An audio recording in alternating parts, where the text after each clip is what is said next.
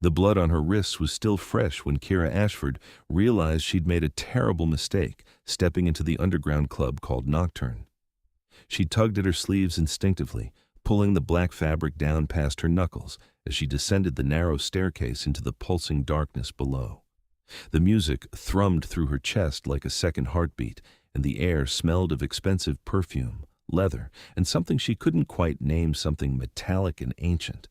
Her therapist had said she needed to get out more, to stop hiding in her apartment with her sketches and her silence. But Dr. Chen probably hadn't meant this kind of place, where the beautiful people moved like predators and their eyes caught the strobe lights in ways that seemed almost luminous. Kira pressed herself against the wall, watching the crowd writhe on the dance floor. Everyone here looked like they'd stepped out of a Gothic fashion magazine, pale skin, dark clothes, and otherworldly elegance that made her feel even more invisible than usual, which was exactly what she wanted. Invisible meant safe. Invisible meant no questions about the raised pink lines that decorated her forearms like a tragic roadmap of her worst nights. She was about to turn around and leave when she felt it, a presence behind her, so close she could feel the chill radiating from whoever stood there. "You don't belong here." The voice was male, accented with something old world and European, smooth as silk over steel. Kira spun around and immediately wished she hadn't. The man towering over her was the most striking person she'd ever seen. He stood well over 6 feet tall, with skin so pale it seemed to glow in the dim light, and hair the color of fresh snow that fell past his shoulders in a sleek cascade. His eyes were the gray of storm clouds, fixed on her with an intensity that made her breath catch. He wore a black suit that probably cost more than her yearly rent, tailored perfectly to his lean, powerful frame. I'm sorry," she stammered, hating how small her voice sounded. "I'll just go." His hand shot out, not touching her, but blocking her path. "I didn't say you should leave. I said you don't belong here. There's a difference." He tilted his head, studying her with those unnerving eyes. "You're human. Completely human. Do you understand what kind of establishment this is?" Kira's heart began to pound. "It's a club. I saw the sign outside." Something that might have been amusement flickered across his severe features. "This is a feeding ground, little artist. Look around you more carefully." She did, and this time she noticed details she'd missed before. The way certain couples in dark corners were positioned, with one person's face buried against another's throat. The way no one seemed to be actually drinking from the glasses they held. The way every single person in this place had that same pale, ethereal quality except her. "Oh God," she whispered. "Not quite," the man said dryly, "though I've been called many things over the centuries. My name is Konstantin Drăculești, and you have wandered into territory that belongs to my kind. More specifically, territory that belongs to me." He gestured around the club with a casual wave of his hand. "I am the vampire king of this city, and every creature here answers to me." Kira's mind was racing, trying to process what she was hearing. Vampires, actual vampires. She should run, she should scream. Instead, she found herself staring at Konstantin Drăculești, searching his face for any sign that this was an elaborate joke. "You don't believe me," he observed. Then, so quickly she couldn't track the movement, he was right in front of her, his fingers gently lifting her chin. She felt the coldness of his touch through her skin. When he opened his mouth slightly, she saw the fangs pearl white and wickedly sharp. "I believe you," she breathed. He released her and stepped back, giving her space. "Good. Now, you have 2 choices. You can leave and never return, and I will ensure that no one here touches you on your way out. Or," he paused, his gaze traveling over her face with something that looked almost like curiosity, "you can stay, and I will personally ensure your safety for the evening. I find myself intrigued by the sadness that clings to you like perfume." "I'm not sad," Kira lied automatically. Konstantin's expression softened almost imperceptibly. "I have lived for over 800 years, child. I can taste despair in the air around certain humans. Yours is particularly bitter." His eyes dropped to her hands where she was still clutching her sleeves.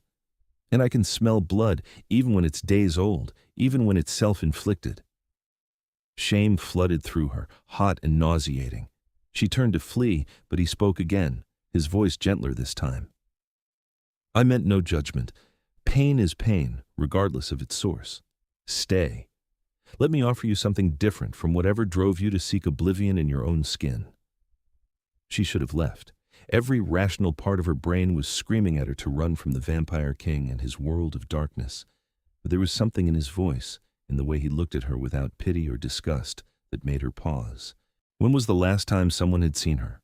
Really seen her and not immediately tried to fix her or save her or tell her she was being selfish? "Okay," she heard herself say. "I'll stay." Konstantin's lips curved into the barest suggestion of a smile. "Come then, you'll sit with me. No one will dare approach you if you're under my direct protection."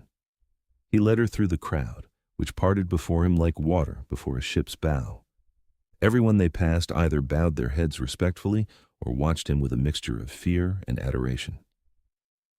He took her to a raised area at the back of the club, separated from the main floor by velvet ropes and guarded by two enormous vampires who looked like they could break her in half without effort. The VIP section was quieter, more intimate, with low couches and soft lighting. Konstantin gestured for her to sit, then settled beside her with the fluid grace of a cat. Up close, she could see details she'd missed before: the way his skin was absolutely flawless, unmarred by any imperfection. The way he didn't seem to breathe, at least not regularly. The otherworldly beauty that was almost painful to look at directly. "Tell me your name," he said. "Kira Ashford." "Kira," he repeated as if tasting the syllables. "It suits you, short, sharp, like a blade." He gestured to a server, another vampire, she now realized. "Bring her something to drink. Wine. The good vintage, not the swill we serve the masses." "I probably shouldn't drink," Kira said. "I'm on medication." "For the depression?" Konstantin asked bluntly. She flinched but nodded. "The wine won't harm you in moderation. And perhaps tonight you could allow yourself a small rebellion against the rigid control you usually maintain." When she looked at him questioningly, he explained, "I can see it in the way you hold yourself. Every movement calculated, every word weighed. You're exhausted from the effort of existing." Tears pricked at Kira's eyes. She blinked them back furiously. "You don't know anything about me." "No," he agreed, "but I would like to. I have centuries of practice reading people, Kira Ashford, and you are one of the most fascinating puzzles I've encountered in decades." The server returned with wine, and Kira accepted the glass with trembling hands. She took a small sip. It was rich and complex, better than anything she'd ever tasted. Konstantin watched her with those storm-gray eyes, patient and still in a way that only something immortal could be. "Why are you being nice to me?" she finally asked. "I'm nobody. I'm just some broken human who wandered into the wrong place." "You're not broken," Konstantin said, and there was an edge of command in his voice now. "You're wounded. There's a difference. Broken things cannot be mended. Wounded things heal, given time and care." "Pretty words from someone who drinks blood to survive." He laughed to sound like dark velvet. "I never claimed to be good, Kira. I am a predator. I have killed. I have ruled with an iron fist for centuries, but I understand pain in all its forms. Immortality doesn't erase suffering, it merely gives you perspective on it." They sat in silence for a while, the music washing over them. Kira found herself relaxing despite the strangeness of the situation. There was something oddly comforting about Konstantin's presence, the way he didn't try to fill every silence with chatter, the way he seemed content to simply exist beside her. "Can I ask you something?" she ventured. "Anything? Do you ever wish you could die? Do you ever get tired of living forever?" Konstantin considered the question seriously. "There have been periods of darkness, yes, centuries where the weight of immortality felt crushing. I've watched everyone I've ever cared about turn to dust. I've seen empires rise and fall. I've experienced every pleasure and every pain the world has to offer again and again until they blur together into monotony." He turned to look at her fully. "But then something unexpected happens. Someone interesting walks into my club, someone with eyes like storm-tossed seas and scars hidden beneath her sleeves, and suddenly existence feels a little less tedious." Kira's breath caught. "You're just saying that." "I'm 800 years old, Kira. I have no need for false flattery. If I find you interesting, it's because you are." Before she could respond, a commotion erupted near the entrance. Another vampire appeared, this one female with the same pale skin and white hair, dressed in a blood-red gown that looked like liquid crimson. She moved through the crowd with clear purpose, heading straight for their section. Konstantin's expression hardened. "Seraphine," he said coolly, "to what do I owe this interruption?" The female vampire ascended the steps to their area, her eyes red as rubies fixed on Kira with unmistakable hostility. "My king, I came as soon as I heard. You're keeping company with a human? Have you lost your senses?" "Watch your tone, Seraphine," Konstantin warned. "Need I remind you of your place?" "My place is as your second in command. My place is protecting you from making catastrophic mistakes." Seraphine gestured dismissively at Kira. "Humans are food, Konstantin. Nothing more. You shame yourself by treating this creature as an equal." Kira stood abruptly, her face burning. "I should go. This was a mistake." Konstantin's hand wrapped around her wrist gently, but firmly enough to stop her. The moment his fingers touched her bare skin where her sleeve had ridden up, his entire body went rigid. He was staring at her arm, at the scars that crisscrossed her pale flesh, and something unreadable crossed his face. "Release me," Kira whispered, humiliation and fear churning in her stomach. Instead, Konstantin pulled back her sleeve further, exposing the full extent of the damage. Some scars were old and silvered, others were newer, still pink and raised.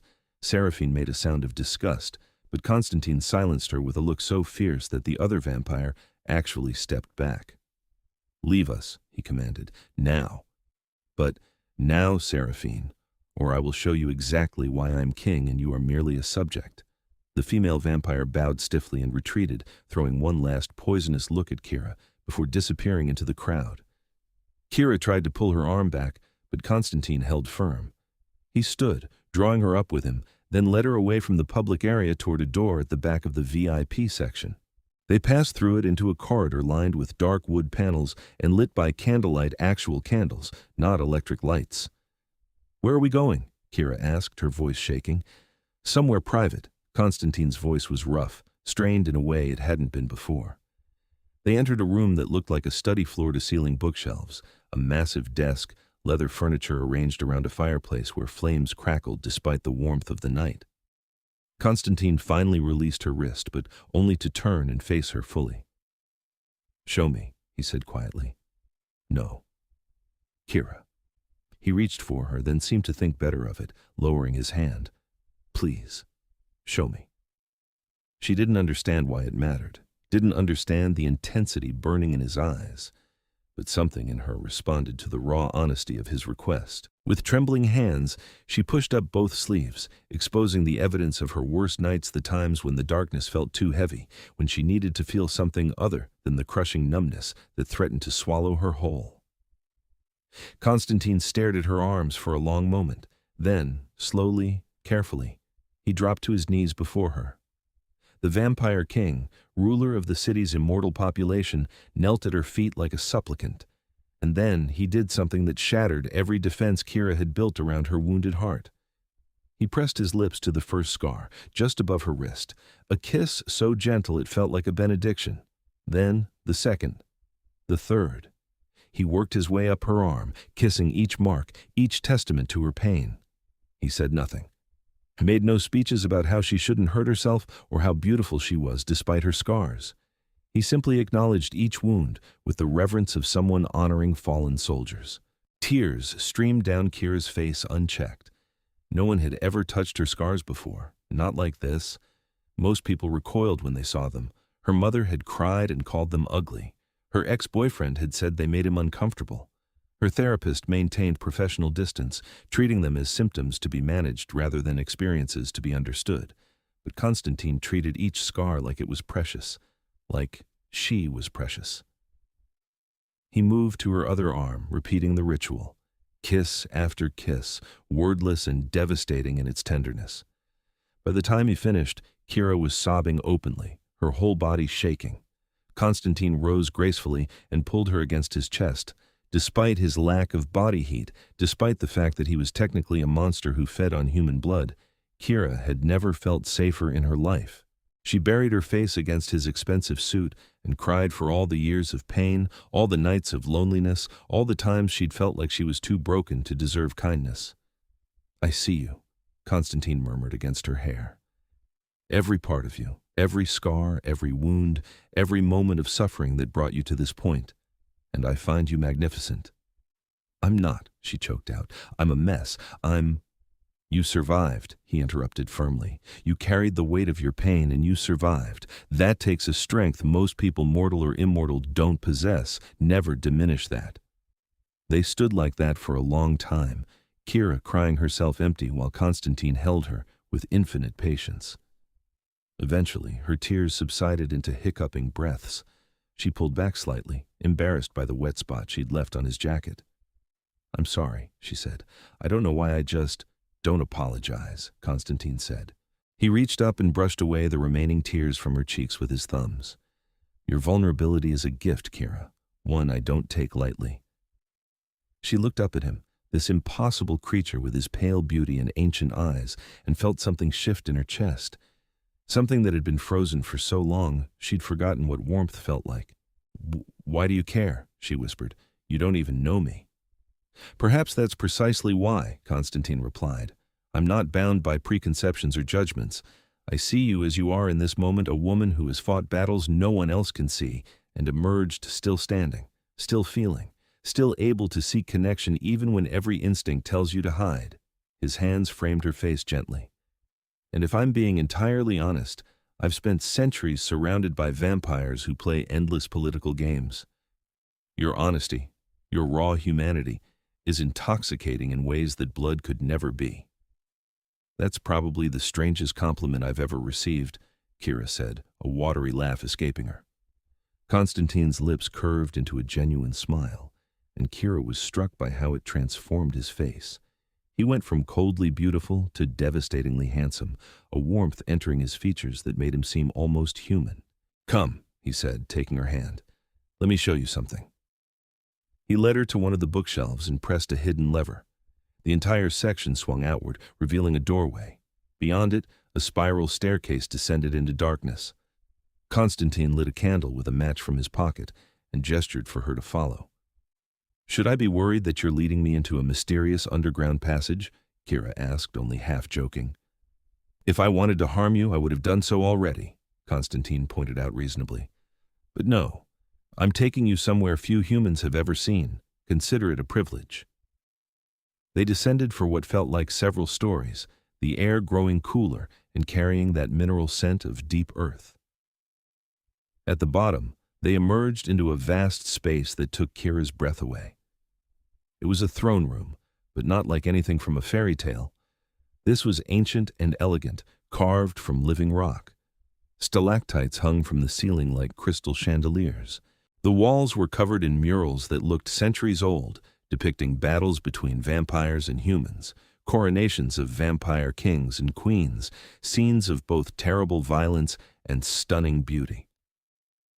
At the far end of the chamber sat a throne of black marble, its high back carved with intricate patterns that seemed to shift in the candlelight. "This is the heart of my kingdom," Konstantin explained, his voice echoing slightly in the vast space. "Built 300 years ago when I first claimed this territory. Every vampire in the city knows this place exists, but only my most trusted advisors are permitted entry." He looked at her meaningfully. "And now you." Kira walked slowly through the chamber, taking in the details. There were other passages leading off from the main room, and she could hear the distant sound of water. "Why are you showing me this?" "Because I want you to understand what I am," Konstantin said simply. "Not just a vampire, not just a predator. I am a king, Kira. I have responsibilities, subjects, enemies. My existence is complex and often dangerous. If you're going to be part of my world, even temporarily, you need to know what that means." "Part of your world?" Kira repeated, turning to face him. "What are you talking about? I just met you tonight." Konstantin moved closer, his movements fluid and predatory. "Do you believe in fate, Kira Ashford, in connections that transcend logic?" "I don't know," she admitted. "I never really thought about it." "I didn't either. For 800 years, I've lived according to my own will, shaped my own destiny. But tonight, when you walked into my territory, something inside me recognized something inside you. A matching wound, a complementary darkness." He stopped directly in front of her, close enough that she had to tilt her head back to meet his eyes. I have not felt truly interested in another being in over a century. Yet here I stand, utterly captivated by a human woman who hides her pain beneath long sleeves and seeks oblivion in dark places. Kira's heart was pounding so hard she was sure he could hear it. This is crazy. You're a vampire. I'm just me. This can't what? Can't work? Can't be real. Konstantin's hand came up to cup her cheek, his touch cool against her flushed skin. I've lived long enough to know that the most powerful forces in this world rarely make sense. Love, hate, loyalty, betrayal, they don't follow logical patterns. They simply are. Love? Kira breathed. You can't possibly... I didn't say I loved you, Konstantin clarified. I said I'm captivated by you. Whether that evolves into something deeper remains to be seen, but I would very much like the opportunity to find out. His thumb traced the curve of her cheekbone. If you're willing to take a rather dramatic risk. Kira knew she should say no, should walk away from this gorgeous, dangerous creature and his underground kingdom, should return to her safe, sad little life with her therapy appointments and her medication and her careful routine of survival. But when would she ever get another chance like this? When would anyone ever look at her scars and see strength instead of weakness? When would anyone ever hold her like she was something precious instead of something broken? Okay, she whispered. Yes, I want to see where this goes. Konstantin's eyes blazed with triumph and something that might have been relief. Then we seal it properly, in the old way. Before Kira could ask what that meant, he lifted her hand to his lips. But instead of kissing her knuckles like some courtly gentleman, his fangs extended slightly, and he pressed them against her wrist, not breaking the skin, but letting her feel their sharpness. A vampire's promise is bound in blood, he explained, but I will not take yours without permission. This is symbolic only. I swear on my honor as Vampire King that while you are under my protection, no harm will come to you, that your well-being will be my primary concern, that I will never use my power to compel you or manipulate you into anything you don't freely choose. His eyes locked with hers. Do you accept my protection, Kira Ashford? The ritual formality of it should have seemed ridiculous. Instead, Kira felt the weight of it, the significance. This wasn't just pretty words, this was a vampire king binding himself to her safety with what was clearly an ancient oath. I accept, she said softly. Konstantin pressed a kiss to her wrist, his lips lingering over the pulse point where her blood beat steadily beneath the skin.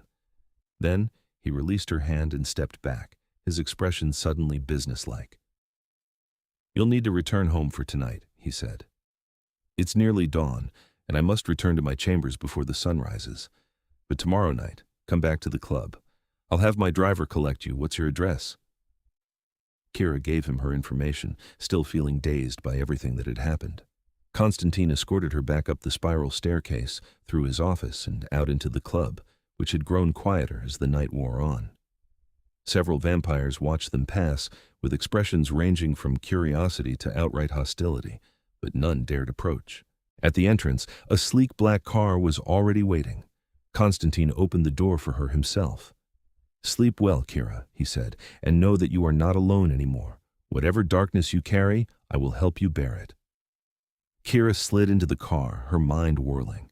As they pulled away from the curb, she looked back to see Konstantin still standing there, a pale figure in the darkness, watching her go. The next day passed in a blur.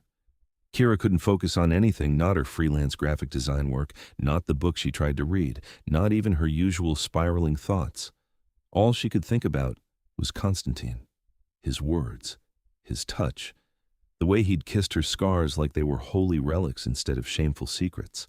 Part of her was convinced she'd hallucinated the entire thing. Vampires weren't real. Vampire kings definitely weren't real. And gorgeous immortal beings absolutely did not kneel before damaged humans and promise to protect them. But when night fell and a text message appeared on her phone from an unknown number, the car will arrive at 8. Dress comfortably. K. She knew it had been real. Kira stood in front of her closet for 20 minutes, trying to decide what one wore to meet a vampire king for a second date, if this even counted as a date. Finally, she settled on dark jeans and a soft black sweater with sleeves long enough to cover her arms. She left her dark hair loose around her shoulders and applied minimal makeup just enough to hide the shadows under her eyes. The car arrived exactly at 8, the same sleek black vehicle from the night before. The driver was new, though, a massive vampire with skin like marble and eyes that glowed faintly amber in the darkness. He opened the door for her without speaking, and Kira climbed in nervously. They didn't go to the club. Instead, the car wound through the city streets toward the older district, where Victorian mansions stood behind iron gates and ancient trees lined the boulevards. They pulled up to an imposing building that looked like it belonged in a Gothic novel, all dark stone and peaked roofs and windows that glowed with warm light. The vampire driver opened her door. "The king awaits you inside, Miss Ashford." Kira approached the massive front door, which swung open before she could knock. Konstantin stood in the doorway, and Kira's breath caught. He wore black pants and a white shirt with the sleeves rolled up to his elbows, revealing pale, muscular forearms. His silver hair was pulled back in a low ponytail, exposing the elegant lines of his face. He looked more relaxed than he had at the club, but no less magnificent. "Welcome to my home," he said, stepping aside to let her enter. The interior was breathtaking.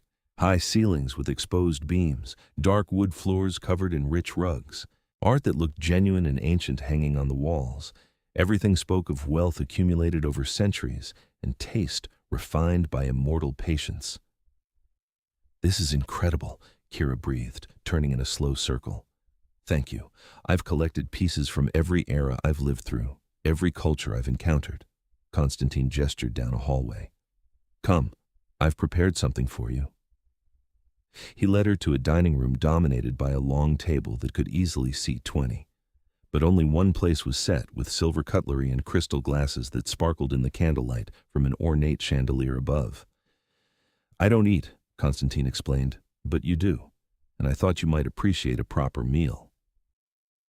As if on cue, a door opened, and servers began bringing in dishes, not vampire servants this time, but humans. They moved with quiet efficiency, laying out a spread of food that looked restaurant quality.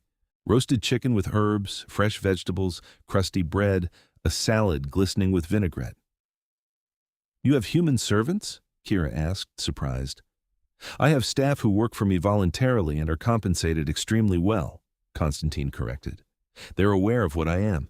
In exchange for their discretion and service, they receive salaries that allow them to live comfortably, and I ensure their safety from other, less scrupulous vampires." He pulled out a chair for her. "Please, eat. I want to talk with you, and I prefer to do so while you're nourished." Kira sat, feeling surreal.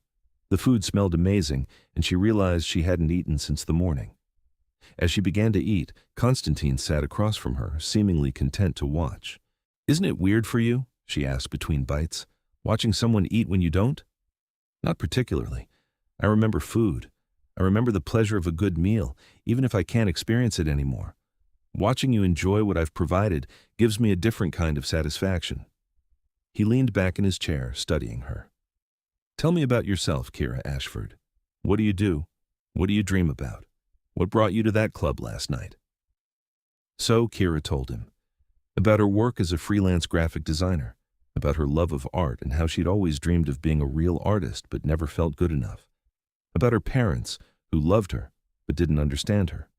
About the depression that had settled over her like a fog 3 years ago and never fully lifted. About the night she'd first cut herself, seeking release from the emotional pain that felt too big to contain. She'd never told anyone the whole story before, not her therapist, not her friends. But something about Konstantin's patient attention, the way he listened without judgment or interruption, made the words spill out of her. When she finished, she was surprised to find her plate empty and tears on her cheeks again. "I'm sorry," she said, wiping her face. "I don't know why I'm such a mess around you." "You're not a mess," Konstantin said firmly. "You're honest. There's a significant difference." He stood and moved around the table, extending his hand. "Come with me. I want to show you something else." Kira took his hand, marveling at the strange comfort of his cool touch. He led her through the house, up a grand staircase, down another hallway, until they reached a door he opened with a flourish. The room beyond was an art studio, a real one, with perfect north-facing light from massive windows, easels and canvases of every size, paints and brushes and supplies organized with meticulous care. It was the kind of space Kira had always dreamed of having. "I haven't used this room in decades," Konstantin said. "I used to paint when I was younger.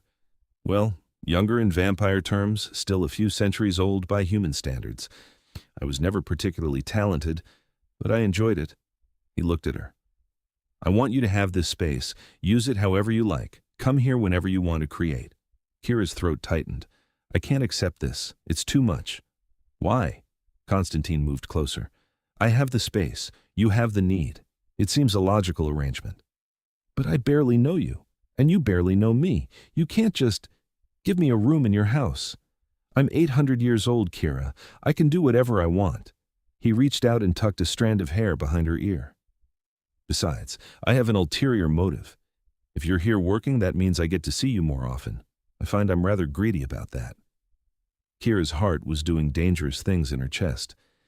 "Konstantin, say yes," he murmured. "Take this one good thing. Let yourself have something that brings joy instead of pain." She looked around the beautiful studio, then back at the vampire who was watching her with such intensity. Every logical part of her brain said this was too fast, too much, too dangerous. But her heart, her battered, scarred heart, was singing a different song. "Yes," she whispered. "Okay. Yes." Konstantin's smile was radiant. Then, slowly, giving her every chance to pull away, he leaned down and pressed his lips to her forehead. It was the most chaste of kisses, but it sent warmth flooding through Kira's entire body. They spent the rest of the evening in the studio, with Kira exploring the supplies while Konstantin told her stories from his long life. He spoke of Renaissance Italy and Victorian London, of wars he'd witnessed and loves he'd lost. He was careful never to glamorize violence, but he didn't hide what he was: either a predator who had killed when necessary, a king who had made hard choices, an immortal who had seen the best and worst of humanity. "Do you drink from humans now?" Kira asked at one point. "Or is that considered wrong?"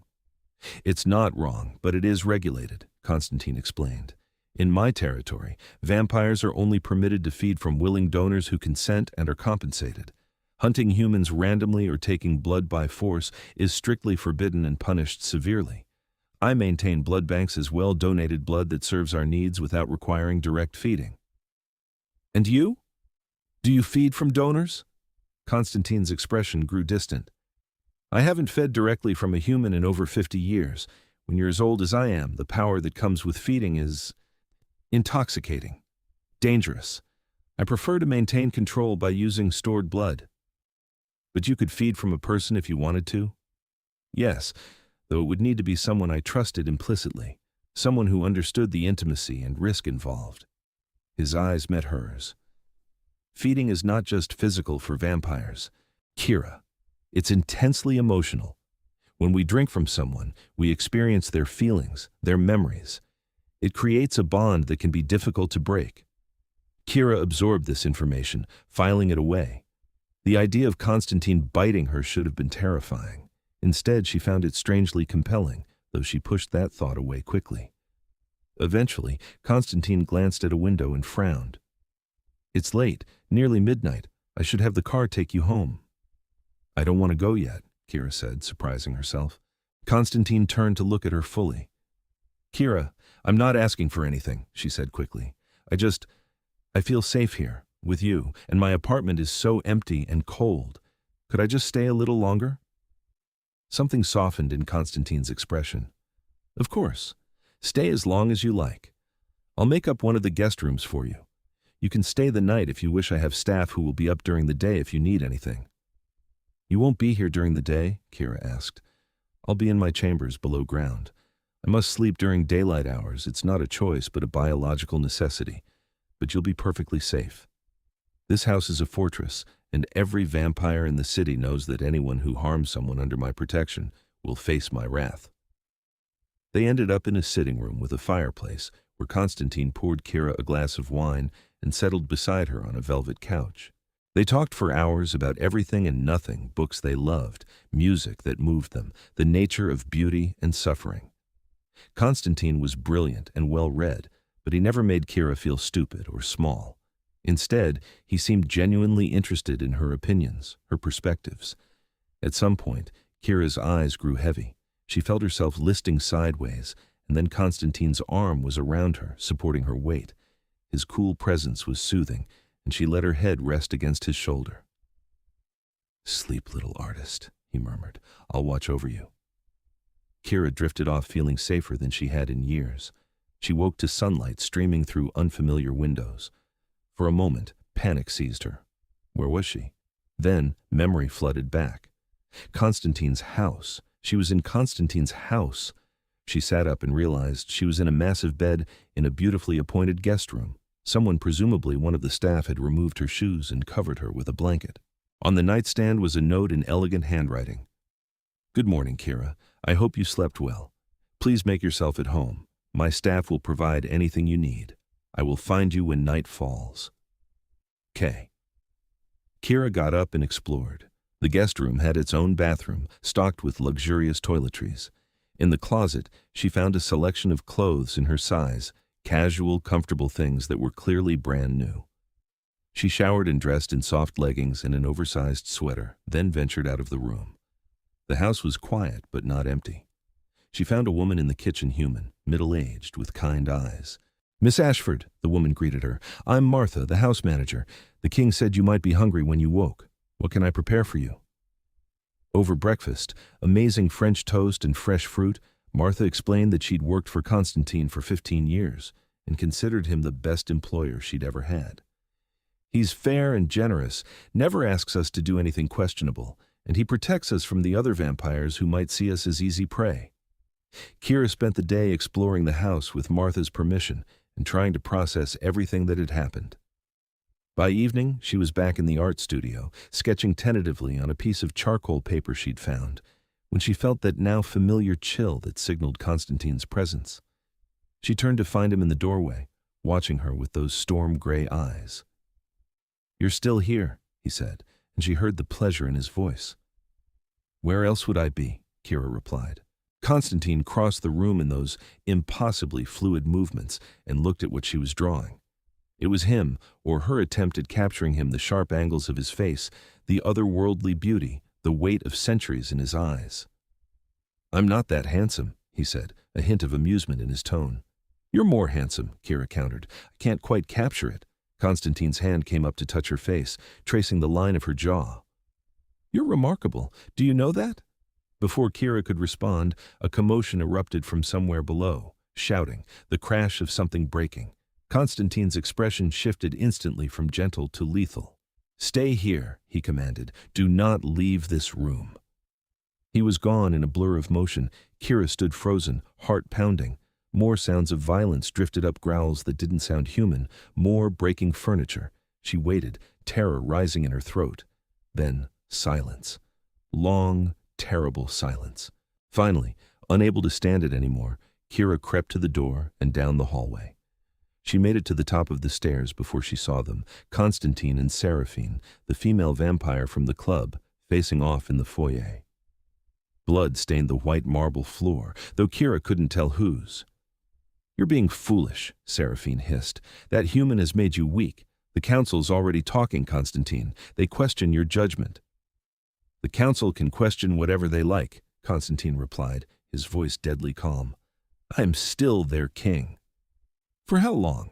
How long before they decide you've become compromised?" Seraphine's red eyes blazed. "She's a distraction, a liability. Let me handle her. One quick death, and you can move on." Konstantin moved so fast, Kira almost missed it. One moment he was standing several feet from Seraphine. The next, his hand was wrapped around the female vampire's throat, lifting her off the ground. "If you ever threaten her again," he said, each word precise and terrible, "I will personally tear you apart and scatter the pieces across 5 continents. Do you understand me, Seraphine?" The female vampire clawed at his hand, her face twisted with fury and fear. "You would destroy me for a human?" Without hesitation. Konstantin's eyes glowed silver, and the temperature in the foyer seemed to drop 20 degrees. "She is under my protection. That makes her sacred by vampire law. Any who harm her harm me directly." He released Seraphine, who dropped to the floor gasping. "Get out. Tell the council that if they have concerns, they can bring them to me directly. But know this: Kira Ashford is not negotiable. She is mine, and I will defend her to my last breath." Seraphine vanished in a blur of motion, and Konstantin stood alone in the foyer, his shoulders rigid with tension. That was when he seemed to sense Kira's presence. He turned and saw her on the stairs. "Yeah, I told you to stay in the studio," he said, but there was no anger in his voice, only concern.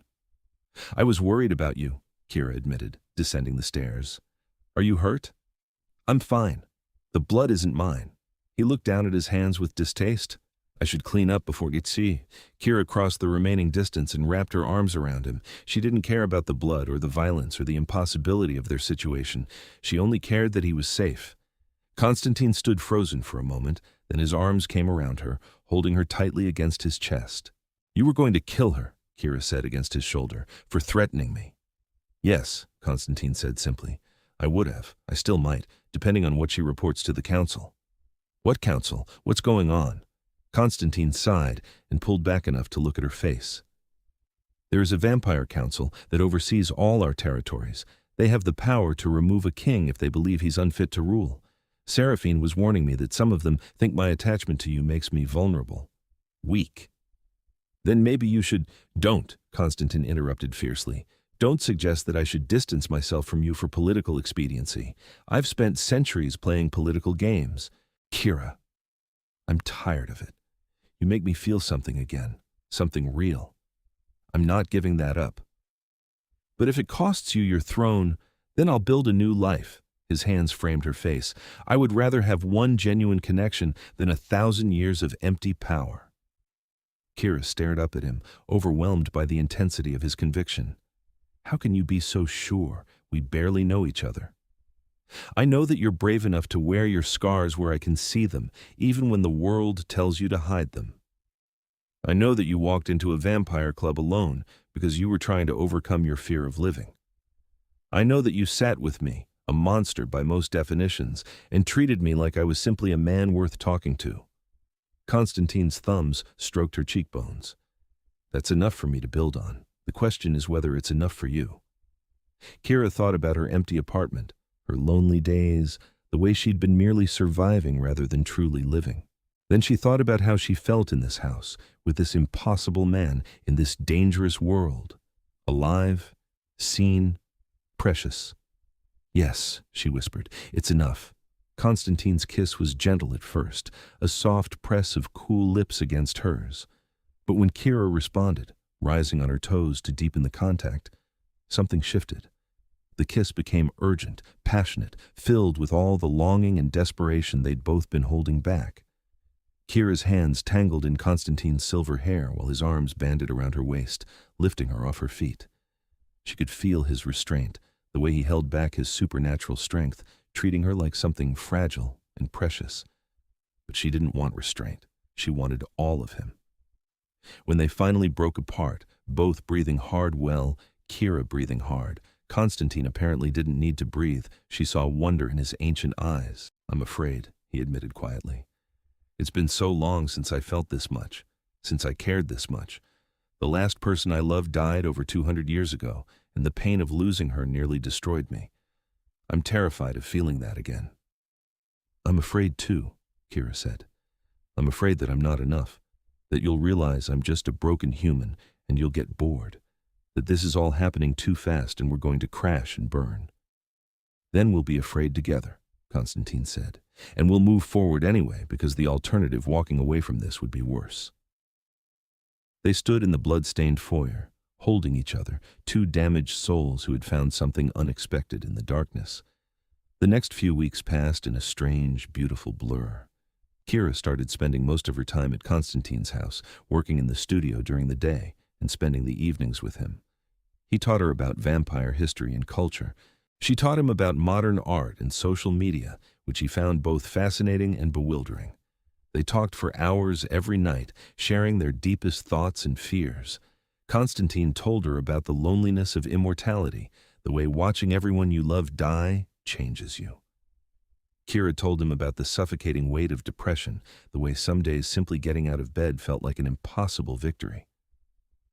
"I haven't cut myself since the night we met," Kira admitted one evening. They were in his private quarters, a luxurious suite deep beneath the house where no sunlight could ever reach. "I keep waiting for the urge to come back, but it hasn't." "That's not because of me," Konstantin said firmly. "That's your own strength, Kira. Don't give me credit for your victories." "But you help," she insisted. "When the darkness starts closing in, I think about you, about how you see me, and it helps me see myself differently." Konstantin pulled her close and she curled against him on the massive bed. She'd gotten used to his coolness, the way his body didn't generate heat. In a strange way, she found it comforting, a constant reminder that this was real, that she hadn't imagined this impossible connection. "I spoke with the council," Konstantin said after a moment. "They've demanded an audience. They want to meet you, assess whether you're a genuine threat to vampire security or simply an anomaly I'll tire of quickly." Kira's stomach clenched with anxiety. "When?" "3 nights from now. There will be a formal gathering at the council hall. You'll need to accompany me and answer their questions. Some of them will try to intimidate you. Others will try to charm you into revealing information about our relationship that they can use against me." "What should I do?" "Be yourself," Konstantin said simply. "Be honest.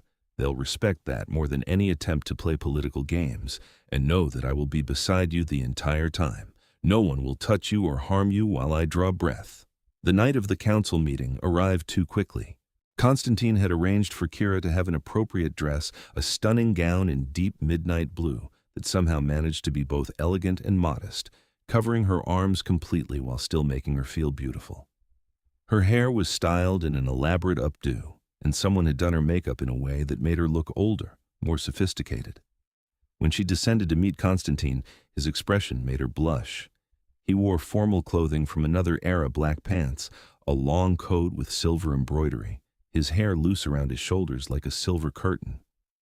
"You're beautiful," he said, taking her hand and pressing a kiss to her knuckles. "Are you ready?" "No," Kira admitted, "but I'll do it anyway." The council hall was located beneath an old cathedral in the historic district. They descended through a hidden entrance, down stairs that must have been centuries old, into a chamber that took Kira's breath away. It was circular, with a domed ceiling painted with elaborate frescoes depicting vampire history. 12 thrones arranged in a circle, each occupied by a vampire who radiated power and ancient authority. Konstantin led her to the center of the circle, and Kira felt the weight of all those immortal eyes on her. "Brothers and sisters of the council," Konstantin said, his voice ringing with authority, "I present Kira Ashford, human resident of my territory and recipient of my personal protection." "We are aware of the human," a male vampire said from one of the thrones. He had white hair like all vampires, but his face was scarred burns that looked like they'd never fully healed. "The question is why she merits such extraordinary attention from our king." "She merits it because I decree it," Konstantin replied coolly. "Need I remind you that as king, I have the right to extend protection to whomever I choose?" "You have that right," a female vampire agreed. She looked younger than some of the others, though age was meaningless with immortals. "But we also have the right to question decisions that could impact our entire society. If you've become romantically entangled with a human, that creates vulnerabilities, enemies who might use her to manipulate you. Political complications if other territories learn you value a mortal so highly." "Let them learn," Konstantin said. "Let them understand that I do not make decisions lightly, and when I commit to protecting someone, that commitment is absolute." "Pretty words," said another council member, this one male with eyes like ice. "But we wish to hear from the human herself. Tell us, Kira Ashford, what is it you offer our king? What makes you worthy of such devotion from one so powerful?" Kira's hands were shaking, but she forced herself to meet that cold gaze. "I don't offer him anything. I'm not trying to manipulate him or use him for protection or power. I'm just myself. And for some reason, that's enough for him." "Just yourself," the scarred vampire repeated mockingly. "A human with no special abilities, no political connections, no wealth. Forgive us if we find that difficult to believe." "I don't care if you believe it," Kira said, her voice strengthening. I know the truth. Konstantin saw something in me that no one else has ever seen, not weakness or brokenness or something to be fixed, but strength, survival, the will to keep going even when everything inside me says to give up. She looked around at all of them. Maybe that's what he needs, someone who understands darkness and chooses to keep fighting anyway, someone who sees him as more than just a king or a vampire or a political entity, someone who sees the person beneath all that power. Silence fell over the chamber. Then, unexpectedly, one of the council members, a female vampire who hadn't spoken yet, began to laugh. It was a warm, genuine sound. "Oh, I like her," this vampire said. "She has fire. More importantly, she speaks truth without fear. That's rare, even among our kind." She looked at Konstantin. "I vote in favor of allowing this relationship to continue. If the human makes you happy, my king, then I support it." "As do I," said another council member, but not all agreed. The debate raged for over an hour, with vampires arguing about tradition, security, and the precedent this would set. Kira stood through all of it, Konstantin's presence beside her a constant anchor. Finally, the council took a vote. 7 in favor of allowing the relationship, 5 against. "The majority supports you, my king," said the female vampire who had spoken in Kira's favor. "But know that this decision will be watched closely. If the human becomes a liability, we reserve the right to revisit this matter." "Understood," Konstantin said. He turned to Kira. "Come, we're done here." They left the council hall in silence. Only when they were back in Konstantin's car, speeding through the night streets, did Kira let herself relax. "That was terrifying," she breathed. "You were magnificent," Konstantin said fiercely. He pulled her against him. "The way you stood up to them, spoke your truth even when you were afraid. I've never been more proud of anyone in my entire existence." "Some of them really hate me," Kira said. "Some of them fear change. Others fear anything that might make me vulnerable to attack." Konstantin's arms tightened around her. "But enough supported us that we can move forward. That's all that matters." When they returned to his house, Konstantin led Kira down to his chambers. She'd been there before, but tonight felt different, charged with possibility and promise. "Stay with me tonight," he said quietly. "Not for anything physical, just stay. Sleep beside me. Let me hold you." Kira nodded, unable to speak around the emotion in her throat. They changed, Konstantin lending her one of his shirts, which hung to her knees, and climbed into his massive bed. Konstantin pulled her against him, her back to his chest, his arms wrapped around her waist. His cool presence surrounded her like a cocoon. "I'm falling in love with you," he whispered against her hair. "Perhaps I've already fallen. I'm not certain where the line is anymore." Kira turned in his arms so she could see his face. "I'm falling too. Or maybe I fell that first night, when you kissed my scars and made me feel like I wasn't broken." "You were never broken," Konstantin said firmly, "but I will spend every day reminding you of your strength, if that's what you need." They kissed then, slow and deep, and filled with all the emotion they'd been building between them. Konstantin's hands skimmed over her body with reverent care, always staying over the fabric of the shirt, respecting her boundaries even as the kiss grew heated. When they finally broke apart, Kira felt like she was glowing from the inside out. "I love you," she said simply. "I know it's fast. I know it doesn't make sense. But I do." Konstantin's smile was radiant and boyish, and nothing like the fierce vampire king he usually presented to the world. "I love you too, Kira Ashford, my brave, beautiful, remarkable human." They fell asleep tangled together, and for the first time in years, Kira didn't have nightmares. The next few months unfolded with a happiness Kira had never thought possible. She moved into Konstantin's house officially, setting up a proper art studio where she worked during the day. Her freelance design business actually improved. She had the space and peace of mind to do her best work. She even started painting again, creating pieces that explored themes of darkness and light, scars and healing. Konstantin supported her in everything. He arranged for her artwork to be shown in a small gallery owned by one of his human associates. He encouraged her to reconnect with her parents, even hosting them for dinner once a surreal evening where her very normal suburban parents tried to make conversation with an 800-year-old vampire king who was dating their daughter. "He's very polite," her mother said afterward, clearly struggling to process the situation. "And he makes you happy," her father added, which was apparently enough for him. Kira also started seeing less of her therapist, not because Konstantin replaced therapy, but because she genuinely felt better.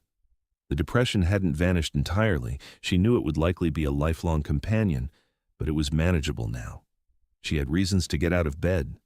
She had someone who loved her, flaws and all. She had art to create and a life to build, but not everything was perfect. There were still vampires who resented her presence in Konstantin's life. Seraphine had apparently left the city, but others had taken up her cause, spreading rumors and trying to undermine Konstantin's authority.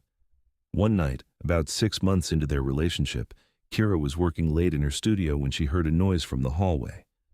Konstantin was in a meeting with some of his advisors, and the house should have been secure. She crept to the door and peered out. 3 vampires she didn't recognize were moving through the hallway with clear purpose. Her heart began to race. Before she could retreat or call for help, one of them spotted her. His smile was all fangs and malice. "There's the human pet," he said, "the king's weakness." Kira ran. She made it maybe 10 steps before supernatural speed put them in front of her, blocking her escape. She screamed, hoping someone would hear. "Make another sound and we'll kill every human in this house," the lead vampire hissed. "You're coming with us. The council needs to understand just how much of a liability you really are." Rough hands grabbed her arms. Kira struggled, but it was like fighting stone. They were impossibly strong. They dragged her toward a window, presumably planning to escape with her. Then a roar of pure rage echoed through the house. Konstantin appeared at the end of the hallway, and Kira had never seen him like this. His eyes glowed silver white. The temperature plummeted until she could see her breath. The very air seemed to vibrate with his fury. "Release her," he said, and his voice was layered with something inhuman ancient power that made Kira's teeth ache. "Now." The vampires holding her hesitated. The led one tried to bargain. "My lord, we meant no permanent harm. We simply wanted to demonstrate—" He never finished the sentence. Konstantin moved, and it was over in seconds. He tore through the 3 vampires like they were made of paper. Kira closed her eyes, but she heard the sounds of violence, the screams that were cut short. Then silence. Then cool hands on her face, turning her gently. "Kira, look at me. Are you hurt?" She opened her eyes. Konstantin stood before her, covered in blood that was already drying to black, but his eyes were back to their normal gray, filled with concern. "I'm okay," she managed. "They didn't hurt me." "They tried to take you," Konstantin said, and his voice shook with residual fury. "They dared to touch what is mine." "Konstantin, no, listen to me." He pulled her against him despite the blood, holding her fiercely. "I cannot do this anymore. I cannot spend every moment worried that someone will use you to hurt me. I cannot live in fear that my enemies will target you simply because you're human, and I'm not." Kira's heart sank. This was it. He was going to end things to keep her safe. She'd known it would happen eventually, known that their happiness couldn't last. "I understand," she whispered against his chest. "Do you?" Konstantin pulled back to look at her. "I don't think you do. I'm not saying we should end this, Kira. I'm saying we should make it permanent, unbreakable." "What do you mean?" Konstantin took her hand, then slowly, deliberately pushed up her sleeve. He looked at the scars there, then raised her wrist to his lips. "I mean turn you," he said quietly. "Make you vampire, make you immortal, make you mine in a way that no one can ever challenge or threaten." Kira stared at him, her mind reeling. "You want to turn me into a vampire?" "I want to give you a choice," Konstantin corrected. "The choice to stay with me forever. The choice to never fear human frailty or mortality. The choice to be my equal in power rather than the fragile human everyone sees as my weakness." His grip on her wrist tightened. "But it has to be your choice, Kira. I will never force this on you. If you want to remain human, if you want to live a normal mortal life, I will respect that, even if it means watching you age and die while I remain unchanging." "That would destroy you," Kira said, seeing the truth in his eyes. "Yes, but I would bear it if that's what you wanted." Kira looked down at her scars, thinking about all the years of pain that had led to these marks. Then she thought about the months with Konstantin, the happiness, the healing, the sense of purpose she'd found. Did she really want to give that up? Did she want to return to her limited human existence when this impossible, beautiful alternative was being offered? "What would it be like?" she asked. "Being a vampire?" "Painful at first," Konstantin said honestly. The transformation takes 3 days, and they're excruciating. But afterward, you'd be stronger, faster. You'd have centuries to perfect your art. You'd never have to worry about the depression the same way vampire brains are structured differently. The darkness would still exist, but it wouldn't have the same chemical hold over you. He paused. And you'd be with me. For as long as we both exist. Would I have to kill people? Drink blood? You'd need blood to survive, but you could use the same system I do, donated blood from willing humans, properly compensated. You would never have to kill unless you chose to in self-defense. Konstantin cupped her face in his hands. I would teach you everything, help you adjust. You would never be alone in this. Kira thought about her parents, who she'd have to watch age and die. Thought about her friends who would grow old while she remained young. Thought about all the ordinary human experiences she'd miss. Then she thought about eternity with Konstantin. Centuries to create art. A life free from the worst of her mental illness. The ability to stand beside him as an equal, not a fragile human who constantly needed protection. Yes, she said, I want this. I want to be with you forever.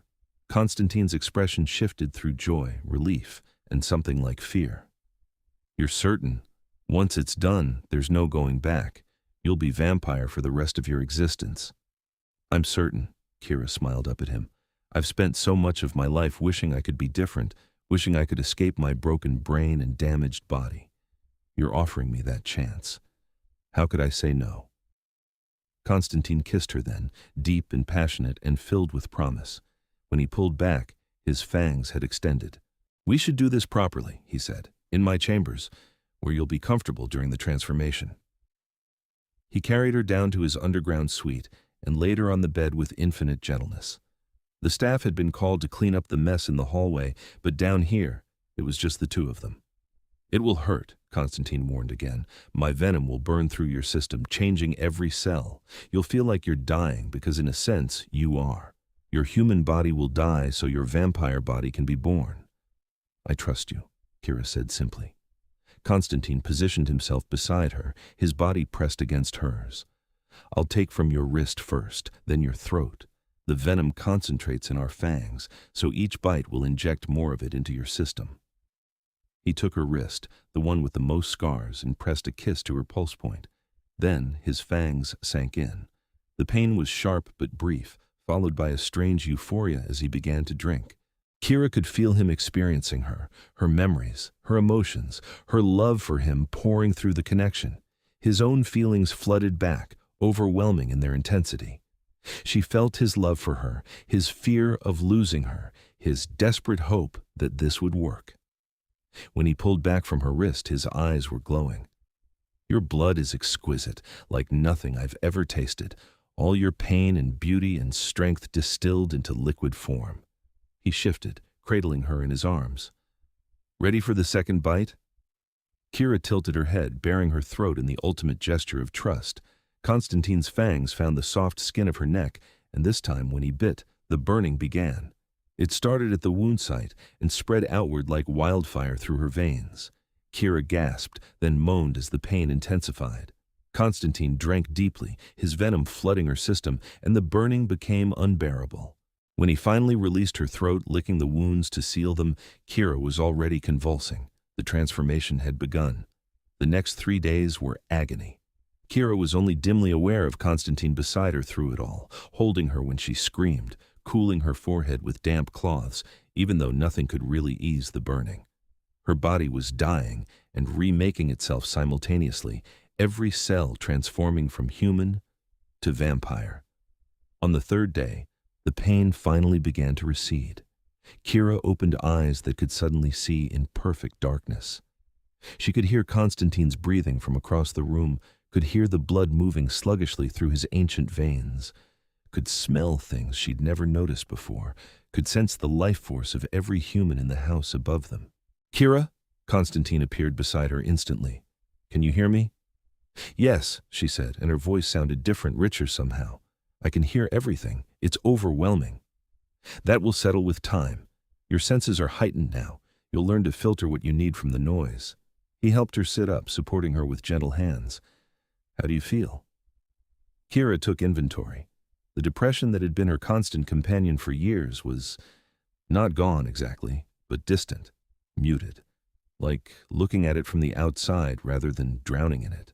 Her body felt strong, powerful in a way it never had before. Different, she said. Good different, strange, but good.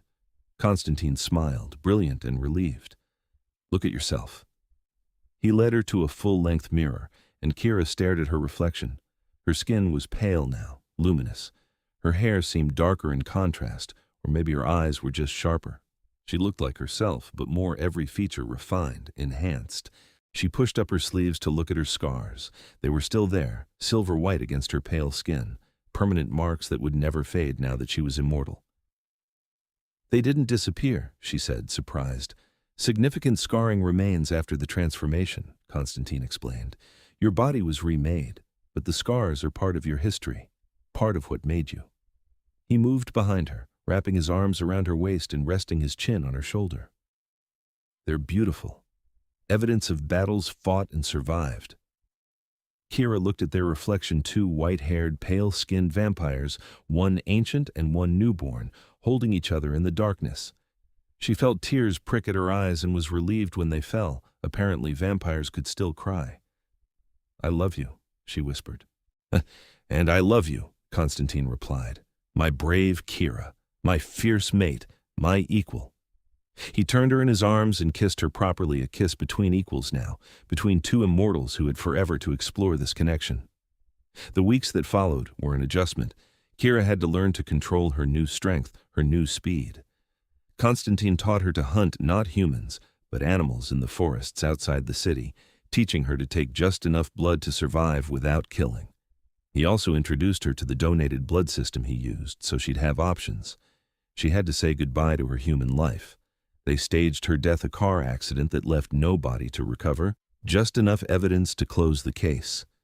Her parents grieved, and that guilt would stay with Kira for a long time. But Konstantin had explained that it was kinder than watching her stop aging, than trying to maintain the fiction that she was still human. She went through a vampire version of puberty, her powers settling and manifesting. Turned out she had an affinity for emotional reading. She could sense what others felt, human or vampire. Konstantin said it made sense, given her empathetic nature even as a human. The vampire community slowly accepted her. Being Konstantin's mate and turned vampire gave her status, though she still faced resentment from some quarters. But Kira was stronger now, more confident. She could face down hostile vampires without fearing for her life. 6 months after her transformation, Konstantin threw a formal ball to present her to Vampire Society as his official consort. Kira wore a gown of midnight blue, her white hair styled elaborately, looking every inch the vampire queen she'd become. The ballroom in Konstantin's estate was filled with vampires from all over the region, hundreds of immortals, all dressed in their finest, all watching as their king danced with his newly turned mate. Are you happy? Konstantin asked as they waltzed across the floor. Kira looked up at him, her love, her partner, her eternal companion. Happier than I ever thought possible. You gave me forever, Konstantin. You gave me a life worth living. You gave yourself that, Konstantin corrected.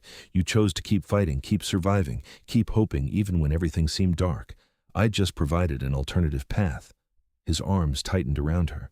But I will gladly spend eternity reminding you of your own strength. Later that night, after the ball ended and the guests departed, they stood on the balcony of Konstantin's chambers, looking out over the city that was now truly Kira's home. Do you ever regret it? Kira asked. Turning me? Never, Konstantin said immediately. You are the best decision I've made in 800 years. Kira leaned back against him, his arms wrapped around her waist, his chin resting on her shoulder. She thought about the girl she'd been broken, hurting, hiding her scars beneath long sleeves, and her pain beneath practiced smiles. That girl would never have believed she'd end up here, in this impossible life with this impossible love. But then, life had a way of surprising you. Sometimes the darkness led to unexpected light. Sometimes the monsters turned out to be saviors. Sometimes the scars you tried to hide became badges of honor, kissed by someone who saw them as proof of your strength rather than evidence of your weakness. I love you, Kira said, turning in Konstantin's arms to face him. Thank you for seeing me when I was invisible. Thank you for kissing my scars when everyone else looked away. Thank you for giving me forever." Konstantin's smile was soft, intimate, meant only for her. "Thank you for choosing me, for choosing this life, for being brave enough to take the leap into the unknown." He kissed her forehead, her cheeks, her lips. "I will love you for all of eternity, Kira Ashford, every day, every night, every century. You are my heart, my mate, my everything." They kissed beneath the stars, two immortals who had found each other in the darkness and chosen to build a life together in defiance of every obstacle. The scars on Kira's arms would never fade, now permanent reminders of the human girl she'd been, the battles she'd fought, the pain she'd survived. But when Kira looked at those scars now, she didn't see shame or weakness. She saw survival. She saw strength. She saw evidence that she'd endured the darkest nights of her soul and emerged into a dawn she never could have imagined. And every time she pushed up her sleeves, Konstantin would take her hands and kiss each scar with reverent tenderness, his silent way of saying, "I see your pain. I honor your journey. I love every part of you, including the parts you once thought were too broken to deserve love." They had forever now. Forever to love, to grow, to explore this remarkable connection. The Vampire King and his human-turned-vampire queen, ruling together over their territory and building a life that honored both the darkness they'd known and the light they'd found in each other. Kira had spent so many years wishing she could be someone else, somewhere else, anything other than the broken girl with scars on her arms and storms in her head. But standing there with Konstantin, looking out over their city, she realized she wouldn't change a single moment of her past, because every scar, every tear, every dark night had led her here to this love, this life, this impossible, beautiful forever. She was home, she was safe, she was loved, and she was finally, genuinely, completely happy. The end of her human life had been the beginning of her real existence. And with Konstantin beside her through all the centuries to come, Kira knew that every day would be an adventure, every night would be a gift, and every moment would be filled with the kind of love that transcended mortality itself. They had taken their pain and transformed it into something beautiful. They had looked at their scars, physical and emotional, and chosen to honor them rather than hide them. They had found each other in the darkness and decided to be each other's light.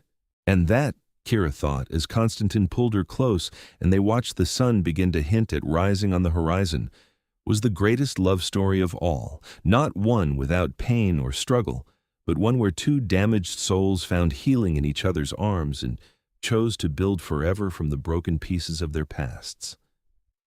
She pushed up her sleeve one last time, looking at the scars that had once been her deepest shame.